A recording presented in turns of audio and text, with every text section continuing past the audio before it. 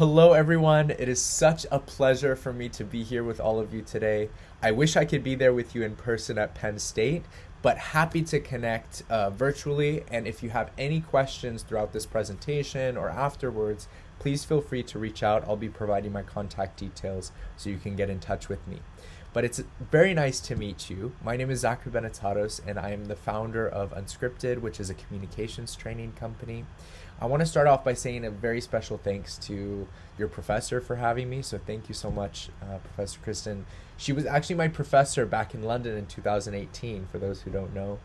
And that class on storytelling and persuasion changed the trajectory of my professional life. It was the first time where I was introduced to the fact that communication can have a huge impact in the world and it can actually change people's lives. And so I am super happy to be doing the work that I'm doing now, and I'm extremely grateful for Professor Kristen's support throughout this journey. So today we're going to be looking at redefining communication with story, soul, and a little bit of surprise. And so the theme of this guest lecture, we're going to be diving deep into those three themes: story, soul, and surprise, and how you can introduce some of these elements in your next speech or your next big presentation. So, like I said, I'm the founder of Unscripted. This is just a little bit of info to give you some perspective. And my company, we work with teams, we work with corporate leaders, but also we work with youth and young people. And we help them figure out how they can use some of these tools so they can become more effective speakers. I've spent the last 15 years in the world of theater and improv. And so I've introduced a lot of these theatrical games into the work that we do. And I genuinely believe that through having fun, we can learn. And so that's what I hope to do today. Now, keep in mind that since we are not together in person, some of these games will be quite limited. However, happy to include a few of these games so that you can at least get a taste for what it's like to do an unscripted workshop. So, starting with the first element, the first of the three elements that we're going to be discovering today: story. So, let me just start off by saying that each and every single one of you are a gifted storyteller. You might not believe it, but 65% of your daily speech is pure storytelling. You are always telling a story, whether you believe it or not. You're talking to your friends about what you did over the weekend. You're talking about the dream you had last night. You're talking about the plans for the future. You're constantly telling a story. This is what happened. So you already know the key elements to a story without even overthinking it. But I know that it gets hard sometimes when you have to think, okay, how can I deliver this story um, to my class or to these group of investors? I heard that you're working on a very important speech where you have to persuade people. So in that case, you can get stuck into a loop and you can get writer's block. Now, I want to introduce a fun game that we're going to do. Now, just stay with me. This game is going to teach you how to tell a story when you believe that there's nothing there. Okay? So, this game is an original game that I've created, and this is called Facts, Emotions, and Story. So, we're going to spend a few minutes on this, and we're going to start off with just looking at the facts. Okay? So, what do we see here? What are the facts? Write them down. Well, we see that there are one, two, three, four windows, four large windows. Okay. What else do we have here? Well, it looks like we have a light. There's a light on the floor. Now, also, we can see here that there are posters. Now, there's posters, there's books. Okay, posters, books. You should be doing this with me. So, writing down all of the facts that you see here. Okay, it looks like we have some paint brushes as well. Now, if I were to say, let's say you decide to write down, oh, maybe it's an artist, maybe it's a loft. Those are all assumptions, so we're going to hold that to later. So we're just spending the first minute or so writing down all of the facts that you see here, okay? We see high ceilings, that's a fact. Okay, we can also see, if you look here, um, we see picture frames. We see a blanket. What else can you find here? It's like the Where's Waldo game. And we see, yeah, we mentioned the books. Okay, now we're going to spend the next minute where I want you to feel the emotion of this photo. So if you yourself were standing in this room right now, what emotion would you have? For me, I would describe myself as a creative person. So this, I get excitement. Somebody actually might find this as, let's say, an organized chaos. So maybe this can, for someone who's OCD, maybe this could be a little bit nerve wracking. Maybe that can be an emotion. But I want you to write down those emotions that you feel looking at this photo. So here I have excitement. What else do I feel? When looking at this, I'm curious. I'm curious to know what type of books are those, and why are all of these elements just kind of scattered? Are they moving? Did they just move in? Okay, so curious. So those are the two emotions that I'm going to stick with. You can write down one or maybe even two emotions. So right now I stick with excitement and curious. Now, next, we're going to be diving into story. So remember how I said that we can create a story out of anything? I just took this random Google photo and I've included this here because I want to prove a point. Now, when we dive into story, we're going to look at what are the facts that we wrote down. So we wrote down 4 large windows, blanket, high ceiling, there's posters everywhere, there's books on the floor, the emotions. So we have excitement, curiosity, and we're going to create a story. So the story that I'm going to create based on this photo, well, I can imagine that someone is moving in.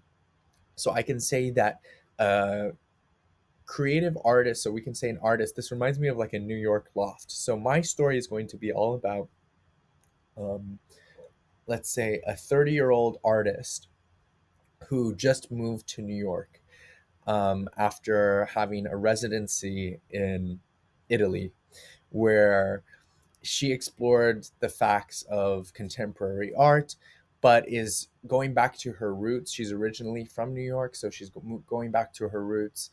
And so I can keep going on and on and on and on. But the foundation for the story that I was just giving you is based on the facts and the emotions. So this works really well. I work a lot with very technical individuals who are gifted technical leaders, but they find it hard to step into their imagination. So doing this exercise can just be one little tip into how you can exercise those storytelling abilities. A lot of this is about imagination. And so I've included other forms of images that I've done with some of my clients. We have dancers, we have sculptures, we have AI art. You can literally make a story out of anything. And I promise you, if you practice this muscle and if you practice this exercise, immediately you will start to exercise those muscles and become a more gifted storyteller. But why and when do stories fail? Well, there are several reasons a story can fail. And the first is when you're not believable or credible. The second is when you're coming across as inauthentic, when you're not speaking from the heart. That can be a true example of when stories fail. A story will fail if you're just reading your notes like this and you're not giving eye contact to someone. That brings me to my next point, which is your delivery seems rehearsed, mechanical, or memorized, and might I add, scripted. The reason that I named my company Unscripted is because so many of us, and especially now with all of the amazing AI developments, unfortunately, people are coming across as extremely scripted. Think about it when you watch someone deliver a speech. If they're too memorized, if they're too mechanical about it, that just takes away from the whole emotion and sentiment that you're supposed to be feeling. And then finally, the plot is just too hard to follow.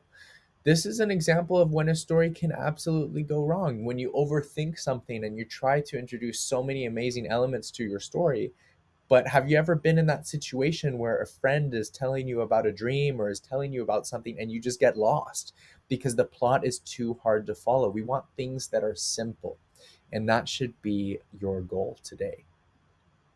So let's dive into the next element of the three, so soul.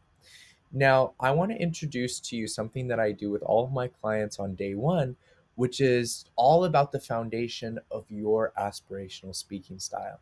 Okay. So, here, as you see in the top right hand corner, I have an image of a compass. And just like a compass, which is a navigational tool, has north, south, east, and west, we all have our individual compass that determines what we say yes to and what we say no to. And these are what I call our compass of values. Okay. So I want you to scan this QR code that you see here, and you're going to see that there's a huge list of values. Now, I want you to think about this one and think about what are the four values that you want to be part of your aspirational speaking style? Or, in other words, how do you want people to perceive you? We would all like to believe some of these values, they include adaptability, humility, generosity. We'd like to believe that we're all of those things. However, we have dominant values that ultimately are guiding us in our every single in our decisions each and every single day. So take the next few minutes, feel free to pause this video. Take the next few minutes, and I want you to write down the four values that most define who you are, thus, what your aspirational speaking style will be like. And just to give you some inspiration, when we look at individuals like Jane Goodall, Nelson Mandela, Ellen DeGeneres, Steve Jobs, this is just an example of what their values compass could potentially look like. When we look at Steve Jobs, we have innovation, courage, authenticity, resourcefulness. When we look at Nelson Mandela, we see dignity, we see hope, forgiveness, conviction. What are the four values that speak to you and your style? It is so important because to do this, because let me mention, so many of us, we think, oh, I'm not an extrovert. I can't be a great speaker. False. The best speakers are the ones that are effectively able to convey their values. And so that's what we're going to do here today. Think about your values. So pause the video and do this exercise. Okay, now that you've written down your four values, we're going to be diving into our next element of today's presentation and the last piece, which is all about surprise. How are you able to introduce elements of surprise? Well, let me tell you, it's all about knowing the techniques.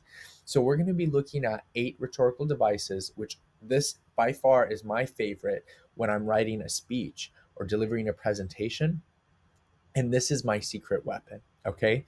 So we're going to be looking at the different 8 devices. So for example, the first one that I have here is a rhetorical question.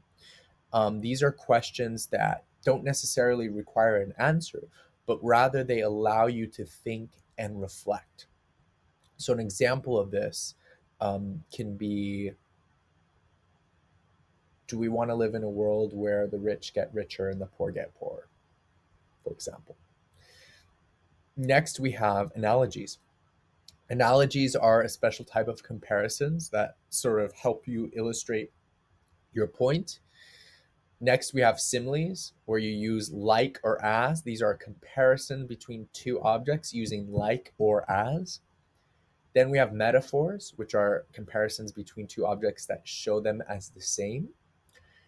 Parallelism, this is one of my favorites to use when writing speeches. This is the repeated use of a sentence structure to make a point. Okay. Repetition, again, one of my favorites as well.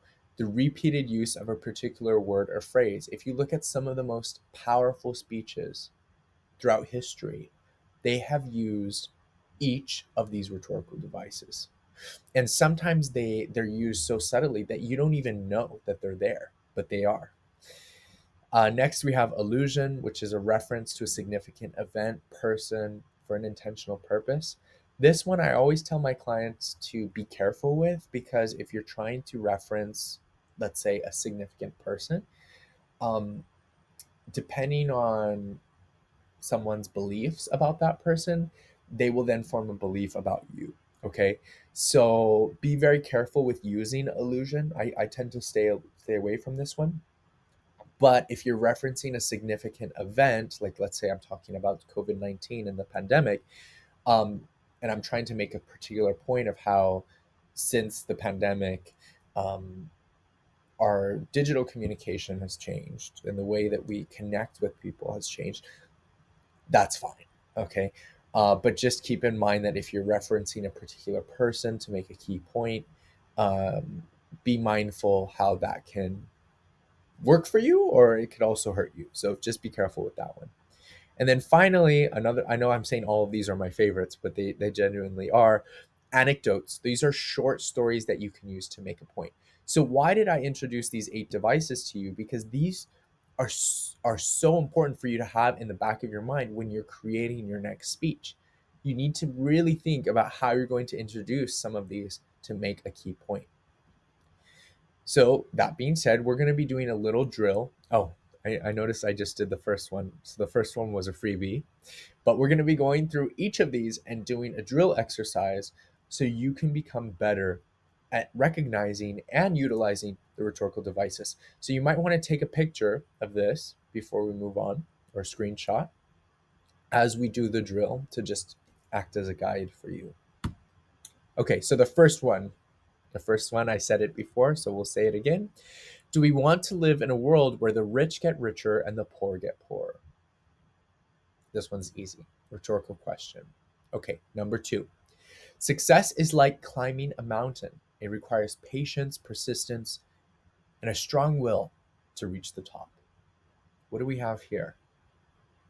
Success is like climbing a mountain. It requires patience, persistence, and a strong will to reach the top. If you answered simile, you are correct. But what else do we have here? So we have simile. We also have the power of 3 because here I'm mentioning it requires patience, persistence, and a strong will to reach the top. So research suggests that when you present things in the power of 3, individuals are more likely to remember what you're saying. Okay. Um, it's so important that you follow the power of 3 and you don't put 2 examples or 4 examples because this can, you know, people can get lost. Okay. So use the power of 3. The next option. The classroom was a zoo filled with wild energy and noise. I'll say that one again. The classroom was a zoo filled with wild energy and noise. If you answered metaphor, you're correct. The next one. To lead is to inspire. To inspire is to motivate. To motivate is to change. Which one is this? To lead is to inspire. To inspire is to motivate. To motivate is to change. Here we have parallelism and repetition. And we also have something else, which is called anaphora.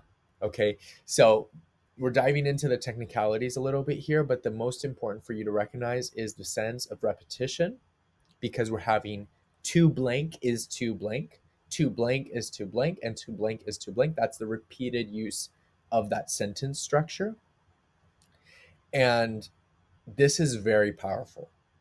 If you look at, I'm not going to name any names, but if you look at some politicians, they will use this 100% of the time when they're doing speeches because repetition is how our brain can recognize patterns and we start to believe things as true when we start recognizing the patterns in our head.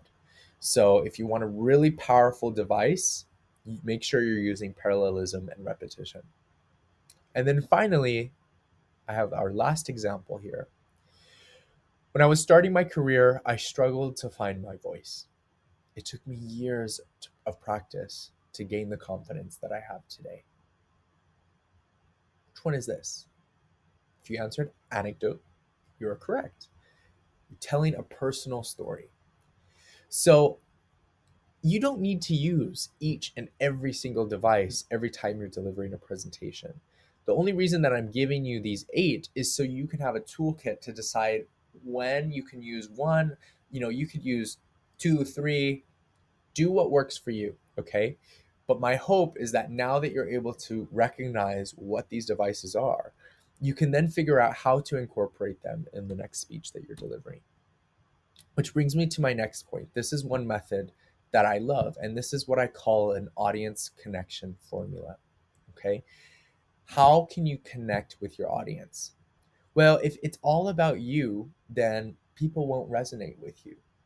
But if you're able to connect a personal story or example that relates to the general population, that relates to the together, the we, and then you're able to make that relate to the individual that's listening to your presentation or speech, bingo, you won. Okay, so you want to start off with using a personal story or example, and I'm going to give you an example of this. Again, like I said, then you're going to connect it to a shared experience. This is the most important. Connect it to a shared experience with the audience, shared experience or statistic with the audience. And then finally, you need to make it individual and provide a key takeaway or call to action. So let me just give you an example of this. Okay. So starting with myself, there was a time when I used to be bullied in school. And this happened to me quite a lot. Now, did you know that over 70% of students in the United States alone are bullied at least 5 times from when they grow up throughout the early years of education all the way to higher education? Now, raise your hand if you've ever been bullied or had a negative experience with bullying. Okay, that's just one example. Another way that you can do this is connect it to limiting beliefs. So we can share a personal story and say, okay, for years, I lacked self confidence and I've been very insecure. Um, Research suggests that 1 in every 3 of us that are in this room right now have insecure thoughts each and every single day. And then we can make it individual and we can connect it to the person by saying, raise your hand, or you can make it, relatable. So if you've ever felt that way, close your eyes and we're going to go into this meditation. This is just an example. And you can see this done by the likes of Tony Robbins, Jay Shetty, amazing public speakers. Dr. Joe Dispenza does this a lot with his meditations. He creates something that is relatable to people. Okay. So this is just one formula that you can have in the back of your mind. How can I relate a personal story to the audience? But the most important thing to recognize within this formula is the fact that you must, if you do share a personal story or you share something that's personal to you, you need to figure out a way to marry that with the general population and, if possible, make it even more specific and hone it to the individual. Does that make sense? Now, we're reaching the end of today's presentation, but I want to leave you with this quote. The most powerful voices, they don't just communicate, they shift perspectives, ignite action, and leave the world forever changed. So, my advice to you is to communicate not to impress, but to inspire. Now, whatever you decide to do after graduation, that's on you to decide. But you have to know that if you're an expert in your field, but you don't know how to communicate, unfortunately, and I'm telling you this as the truth, like, I'm so sorry, but unfortunately, people will not perceive you as an expert. So the earlier that you can realize how to use some of these tools, tips, and tricks to help you, this will help whether you decide to become a doctor, a marketeer, you will need to communicate in your job. Okay. And it's been a true pleasure for me to be here with you. Like I said, if you have any questions, please feel free to reach out. These are my contact details, so feel free to scan this QR code and connect with me on Instagram, where I upload weekly reels and tips and tricks. Connect with me on LinkedIn. But it's been an enormous pleasure to be here with you today. And I look forward to witnessing the impact that you all will have in the space of communication. And I'm so honored to have done this lecture with you today. So thank you so much. And I wish you all of the best. Take care. Bye bye.